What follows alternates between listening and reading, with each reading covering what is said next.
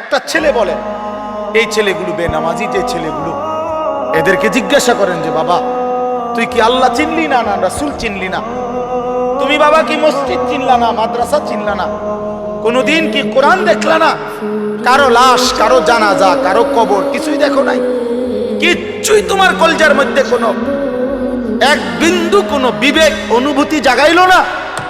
শুধু নারী, শুধু একটা মোবাইল, শুধু একটা ছবি, শুধু একটা অশ্লীল দৃশ্যের কাছে হেরে গেলা? ছেলেরা বলো বাবা, তোমরা বলো, কার কাছে হাইরা গেলা? কেমনে হাইরা গেলা? তোমার বাপ মুসলমান, মা মুসলমান, তোমার ঘর মুসলমান, তোমার দাদা দাদি, নানা নানি, চাচা মামা, ফুফা খালু সব মুসলমান। তোমার এলাকার চারদিকে আজান হয়, তোমার মহল্লার প্রত্যেক গলিতে গলিতে মাদ্রাসা।